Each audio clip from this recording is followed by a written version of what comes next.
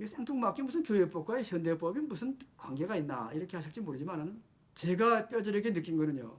이 현대법, 이 법의 흐름을 우리가 제대로 정리해내지 못하고 이해하지 못하면은 우리 감리교회법을 제대로 소화할 수가 없는 겁니다. 그래서 어떤 분들은 교회법이면 되지 뭐 국가 실정법이 뭐가 필요하냐. 그래서 전혀 관계없는 것으로 해가지고 생뚱맞은 그런 엉뚱한 판결을 하고 장정을 해석합니다.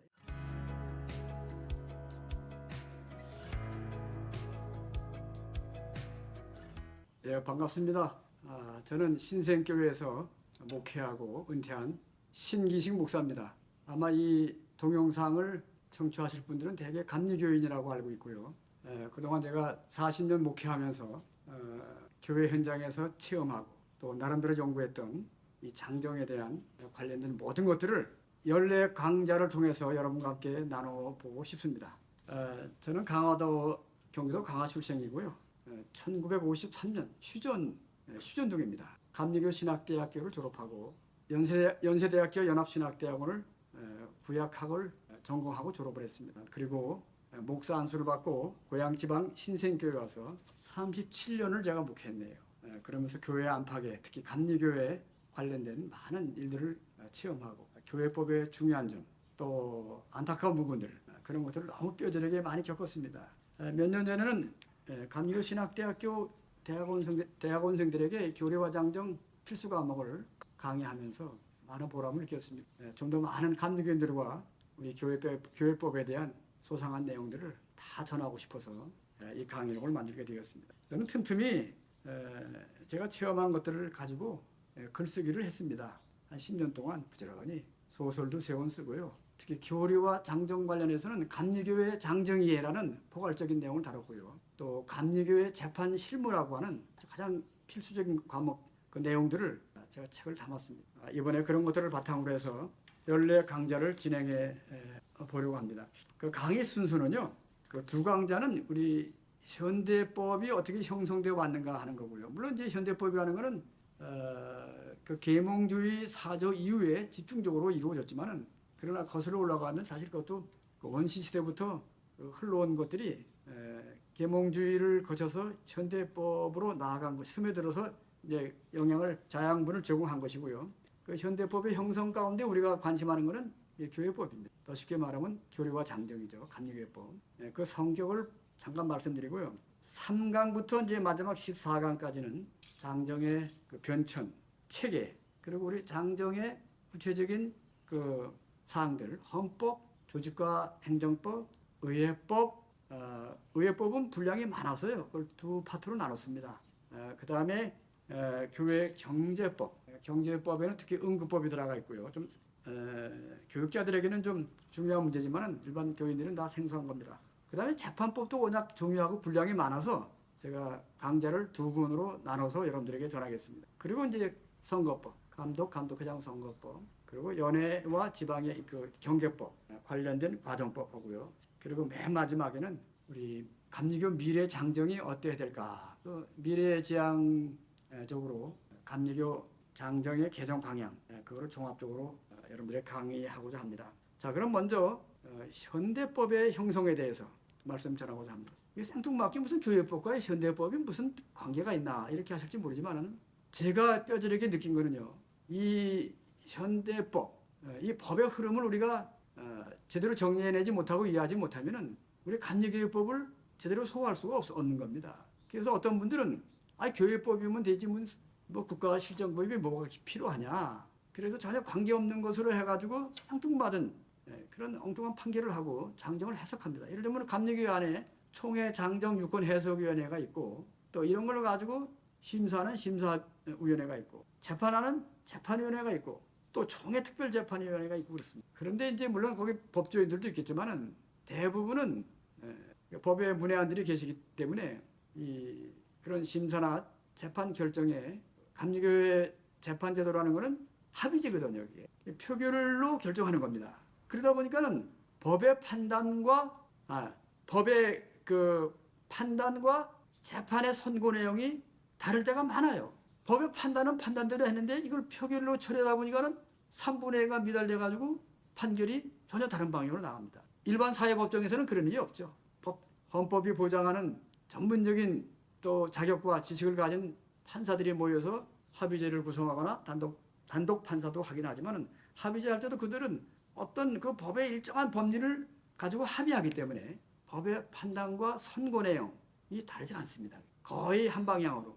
근데 우리 교회 재판은 그렇지 못해서 상처가 많고 그걸로 인해서 이 모든 문제를 해소하고 해결해야 될 그 재판 제도가 오히려 갈등을 조장하는 불합리한 일들이 많습니다. 그래서 적어도 제가 여러분들에게 오늘 말씀해 드리고 싶은 것은 현대법의 토대 위에서 교회법이 생겼고 또 대한민국 법질서에서는 교회법에서 이루어진 결과가 이게 사회법에 또 불복해 나가게 되는 경우에는 또 전혀 다른 교회 재판과 다른 결과가 나오기 때문에 우리 교회 재판 제도가 대사회적인 그 신뢰를 얻지 못하고 추락하는 경우가 많습니다. 자, 그럼 먼저 현대법의 흐름을 좀 봐야 그 토대 위에서 앞으로 우리가 장정을 뜻있게 체계 있게 이해하고 특히 감리교회가 우리 개신교를 대표하는 그런 교단으로서 참 사람들이 신뢰하고 부러워하는 또 다른 개신교도 감리교회 재판제도를 본받을 수 있는 그런 좋은 우리 교회법이 만들어질 것으로 저는 이렇게 확신하고 있습니다. 자, 먼저 이러면 현대법의 근원을 거슬러 올라가면요. 원시 사회의 금기풍습이라는 게 금기풍습이 있어요. 여러분 학교 다닐 때 다 배웠을 거예요. 뭐 타부라고 해가지고 만지면 안 되고 보면 안 되고 그걸 전혀 관심 가지도 안 되는 거 있잖아요. 우리 창세기 그 창조 이야기에 보면은 금단의 열매라고 하는 선악과 있잖아요. 선과 악을 알게 하는 나무다. 그 표현이 재밌어요. 하나님께서 뭐라 그랬습니까? 다른 거는 다 너희들이 먹고 그걸 가져도 되지만은 금단의 열매는 쳐다보지도 말라 그랬어요. 하물며 만지도 말라. 그게 하나님의 지엄한 그 창조의 질서에서 나오는 지엄한 명령이거든요. 아주 단순합니다. 그런 식으로 원시 사회의 금기풍습이라는 게 있어서 많은 사람들은 그 근접하지 않았습니다. 그거 안 했어요. 되게 하지 말라는 이런 내용들인데 우리가 구약 성경에 보면 율법의 그 엑기스라고 할 수 있는 10계명 있잖아요. 그 10계명도 보면은 그 복잡한 사회 속에서 적어도 이거는 우리가 해서는 안 된다. 또 어떤 건 해야 된다. 그런 식으로 요약한 게 10계명입니다. 근데 그거보다 그 이전에는 주로 시각적인 거예요. 그거 가지 마라. 절대로 먹지 마라. 만지지 마라. 경계선을 넘지 말아라. 원식 금기풍습을 가지고 사회의 그 규범, 아주 원칙적인 규범이 있었고요. 그다음에 우리가 아는 것처럼 고대 사회에 있어서 보면은 그 건국 신화가 있어요. 어떤 고대 제국들, 오래된 뭐 로마도 마찬가지지만 그 이전에 뭐 바벨론 제국 같은 거, 시리아 제국 같은 거, 아시리아 제국 같은 걸 보게 되면은 에집트에는 모든 그 파라오 제국 같은 것도 보면 다 그 건국 신화가 있는데 신들의 이야기로 설명했지만은 사실은 그 현실을 반영한 겁니다. 다 그게. 그 건국 신화에 보게 되면은 그 왕권을 되게 그 의지는 그 목적은 뭐냐면 왕권을 보호하고 유지하기 위해서 하는 겁니다.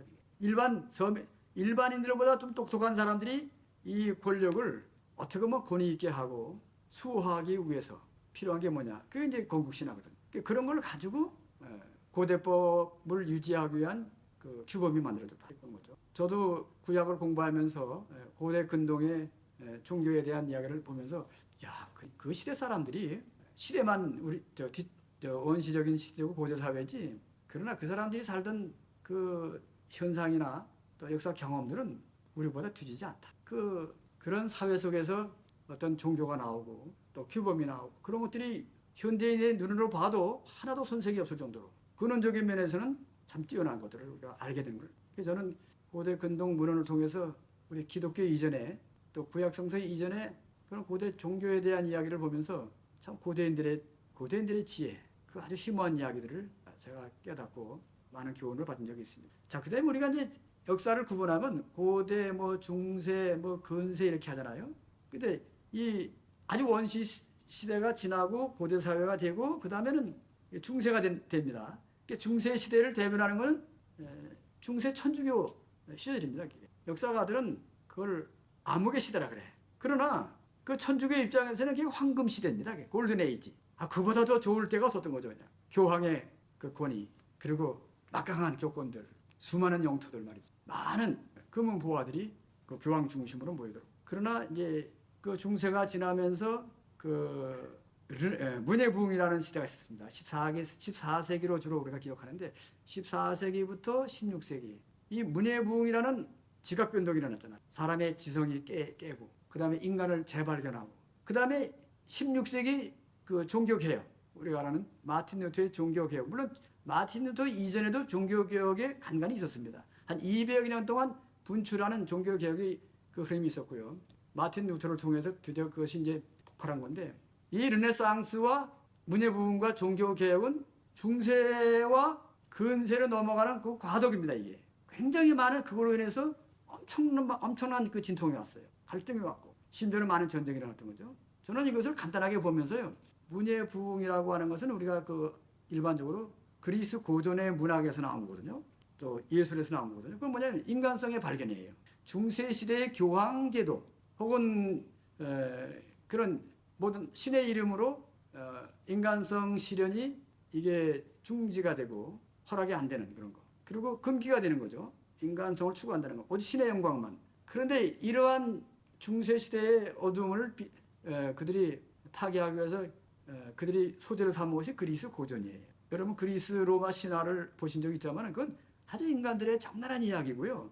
거기서 모든 문학이나 음악이나 예술의 소재가 나오잖아요. 아주 그 재미난 이야기들이 많아요. 신들은 제가 성경을 이해하는 데 가장 도움이 됐던 것도 사실 그리스 신화였습니다. 그게. 더 깊은 이해를 할 수 있었고요. 아, 성경의 이러이러한 것들을 이렇게 성경은 특별하게 또 우리에게 표현하고 있고 메시지를 전하고 있구나. 그런 거 보면은 성경의 월등한 점들을 제가 참 깨닫게 됐습니다. 성경이 만들어진 것은 이 그리스 신화보다 훨씬 뒤늦게 된 겁니다. 사실. 물론 이야기 자체는 오래된 것도 있지만은 그것이 체계가 갖추어지고 바이블로 성경으로 묶여져서 우리에게 전해준 것은 그리스의 모든 그런 이야기보다 훨씬 뒤늦습니다. 문자화되기는 뒤늦습니다. 그러나 이 지성인들은요 인간성을 추구하고 인간의 그 행복을 현실적인 행복을 추구하기 위해서 그리스의 고전으로 눈길을 돌렸던 거죠. 그래서 그들의 표가 뭐냐면 고전으로 돌아가자는 거예요. 저는 현대인들이 너무 잊고 사는 게 뭐냐면 너무 앞으로 속도감을 가지고 앞으로 먼저 나아가네 이렇게 보는데 앞으로 되어가는 것이 뭐 새로운 변화는 있지만은 그러나 그것이 정말 우리 시대에 필요한 진정한 개혁이나 변화는 아닙니다. 그게. 오히려 어떤 걸 보면은 약간 뒤로 돌아가 보게 되면 거기에 진정한 개혁의 그 뭐랄까 아키타이프 원형이 숨어 있고요. DNA라는 게 거기 반드시 있어요. 그래서 이 르네상스 문예 부흥 문예를 부활시키는 거죠. 리바이벌 이런 거. 그리스 고전으로 돌아가는 거예요. 나는 우리 기독교인들에게 행복이라는 것은 고전 중에 고전인 성경을 늘 본다는 것이 난 참 축복이라고 봐요. 이게. 새로운 많은 사조와 뭐 이런 문학도 있고 많은 책들이 나오지만은 그러나 성경으로 돌아가서 다시 보고 저는 개혁이라는 말에 대한 허구를 많이 느끼는 사람입니다. 그 사람들을 현혹하고 실제 개혁이 아닌 걸 가지고 말만 개혁합니다. 그 시대가 조금만 지나고 나면 그게 쭉정해야. 그래서 개혁은 말은 그럴싸하지만은 진정한 개혁은 항상 어떤 뿌리로부터 시작되는 거다. 그래서 문예부흥이 중요하고요. 그 문예부흥의 여진이 종교개혁으로 왔다고 저는 믿어요. 성서가 만들어지고 성경을 보는 눈이 달라지게 되고 드디어 1517년 마틴 루터라고 하는 젊은 신부를 통해서 95개 조항의 그 강령이 대학 게시판에 대자보에 내붙고 말이죠. 지금 봐도 참 아주 혁신적인 내용들이 많이 있어요. 근데 여러분 종교개혁은요. 정말 이것도 성경으로 돌아가자는 얘기거든요. 마틴 루터가 시편을 좋아했고 갈라디아서 연구고 로마서 연구고 그리고 신앙의 본질로 돌아가는 거. 거기서 그 사람은 자기가 몸담고 있는 천주교의 어두운 부분이라든가 또 부조리하고 심지어는 타락한 부분까지도 깨닫게 된 겁니다. 그러니까 진정한 용기라는 것은 어떤 진리에 우리가 접했을 때에 나타나는 것이지 그렇지 않은 사람은 그런 시대의 어둠을 비추는 빛을 용기가 나지 않는다고 봐요. 그래서 이 종교개혁도 문예부흥의 여진 속에서 이게 200~300년이 나타난 것인데 이 두 가지가 중세시대를 마감하는 겁니다. 그리고 한 100년쯤 있다가 계몽주의 사주, 우리가 아는 건 프랑스로부터 시작되는데 프랑스, 영국, 독일 수많은 학자들이 계몽주의 학자들이 많지 않습니까? 뭐 영국의 아담 스미스 그렇고 칸트, 독일의 칸트 그렇고 볼테르, 뭐 루소, 프랑스 이런 아주 쟁쟁한 우리가 역사에 남을 만한 계몽주의 사상가들이 나타나는데 이것이 다 르네상스의 영향이에요. 그리고 새로운 신앙의 부흥운동도 종교개혁의 열매는 프로테스탄트의 부흥입니다. 개신교, 프로테스탄트 교파가 생기게 된 거죠. 전 세계의 천주교만이 아닌 새로운 신교도들이 나타나고 유럽을 통해서 미국으로 전 세계로 우리 기독교 개신교가 전파되어 있습니다. 그래서 중세 시대가 고하고 드디어 이제 계몽주의 학자들로 말미암아 근대가 열리는 겁니다. 근데 이때에 비로소 이성의 합리적인 이성을 중시하게 되고 그 법에 대해서 많은 학자들이 나왔습니다. 저는 계몽주의 이 사상가들을 보면요 존경스럽고, 그 사람들이 없었다면 지금도 우리 시대가 얼마나 어둡고 답답하고 그랬을까, 무지 속에 헤맸을까. 근데 그런 사람들이 깨닫고 확신하는 바들을 체계화시키고 했기 때문에 그 새로운 법의 시대가 열리게 되고, 또 그걸 통해서 혁명적인 변화가 왔던 것이고, 뭐 산업혁명이니 무슨 새로운 사전이 뭐 이런 것들이 다 사상사 같은 것들이 다 거기서부터 시작되는 겁니다. 그래서 현대법의 이제 본격적인 시대가 이제 시작된 것이고요. 계몽주의가 지나면서 그 인간의 이성의 발달이 되는데요. 이게 국가 권력과 결탁이 되면서 제국이 생기기 시작도 했어요. 고대의 제국이 아니고 우리가 말하는 독일 제국, 또 일본의 제국 시대, 뭐 이런 거 있잖아요. 또 나폴레옹 뭐 큰 영토를 갖고 그 제국의 시대가 열리는데요. 이 제국의 시대를 일본이 우리나라를 이제 복속하고 다스리잖아요. 36년 동안. 그것도 제국이 침략한 거거든요. 근데 그 방법을 보면 다 법을 가지고 해요. 조약을, 의정서를 맺거나 조약을 맺거나 합방을 한다거나 또 토지조사령을 토지조사법을 만들잖아요. 그 다음에 이 토지조사령을 만들어서 땅을 등기가 안 된 땅들을 다 총독부 땅으로 만들어서 일본의 지주들에게 놀아주고, 한국의 지주들보다 일제시대에는 일본의 지주들이 많이 들어왔어요. 땅을 점령하는 거. 다 법을 근본대로 다 하고요. 그 다음에 이 교육령, 교육법을 만들어가지고 선교사들이 많은 학교를 통제하기 시작하고 관리합니다. 그 다음에 이 하천령, 모든 이 바다나 강이나 이런 호수나 하천에 대한 또 통제도 하기 시작해요. 다 법으로 시작합니다. 그리고 종교 단체법이라고 종교를 통합해가지고 일본 제국, 특히 2차 세계대전, 태평양 전쟁 일어나기 직전에는요, 일본 사람들이 사상 통제 수단으로 종교 단체법을 만들어요. 1939년에. 그래서 감리교만이 아니고 모든 개신교를 통합하고 이 개신교와 일본 교단을 통합합니다. 해방되기 한 달 전에 드디어 이게 일본 기독교 조선 교단 이렇게 합니다. 일본 기독교 조선 교단. 감리교가 물론 앞장서죠. 이 감리교는요, 감독교회이기 때문에 아주 통제가 굉장히 쉬웠어요. 일본 사람들이 보기에는요. 위에만 딱 씌워지면요, 다 줄줄이 따라갑니다. 그걸 일제시대에 감리교 정춘수나 신흥우나 정춘수 감독이나 신흥우나 많은 그 지도자들이 쉽게 일제 말년에 동화되고 그런 걸 보면은 감리교가 가장 선두예요. 아주 쉬워요. 다른 교단들은 그 개체교회 중심이고 노예 중심이고 이런 데는요 좀 덜했을 거예요. 그래서 감리교가 주의할 거는요, 중앙 집권적인 그런 정치 체제이기 때문에 선교적으로 좋은 점도 있고 힘있게 나아가기도 하지만은 또 단일한 어떤 속성을 유지하지만은 잘못되게 되면은 금방 변절한다는 도매. 그래서 감리교의 흑역사가 일제시대에 있던 것이고요. 이것도 일본 사람들은 지능적으로 종교 단체법, 제국주의자들은 항상 그냥 겁만 주는 게 아니고 아주 지능적으로 법을 만들어요. 제가 직접 이렇게 연구한 바에 의하면 특히 농촌을 산미 증식령, 군량미를 많이 만들어야 할 거 아니에요. 그래서 군산이나 이런 데를 통해서 이제 막 군량미가 나가는데 산미 증식령을 만들고 수리조합령을 만들고 그래서 그 법을 가지고 다 하는 거예요. 그거 다. 우리나라는 어떻습니까? 물론 조선시대에 훌륭한 법이 있었어요. 여러분. 이시왕조가 생기고 조선이 건국되면 정도전이라고 하는 조선의 디자이너라 그러는데 밑그림을 그린 분이죠. 그런 분이 공부를 많이 해가지고 조선 경국전 거기서 발전된 것이 이제 경제육전, 경제육전이 경국대전으로 바뀝니다. 조선 경국전, 경제육전, 경국대전 이게 다 뿌리는 같아요. 정도전이라는 아주 출중한 사람을 통해 나오는데 조선 1392년인가 조선이 창립 1392년? 적어도 그냥 그때 우리가 유럽으로 말하면 그게 13세기 아닙니까? 문예부흥 시대. 그때 우리나라도 사실 그런 법시제가 있었어요. 아주 훌륭한. 그것이 이조 시대에 6조가 생기고 이제 그 하나의 왕정을 이루는 뒷받침인데 그 다음부터 이게 발전이 안 되고 다듬어지지 않고 법의 제정 목적에 이게 충실하지 않기 때문에 이게 사대부들 중심의 법이 되고 분립하게 된 겁니다. 이게. 그러면 하층민들은 뭐냐? 법 없이도 그냥 무식하게 살아야 되는 거예요.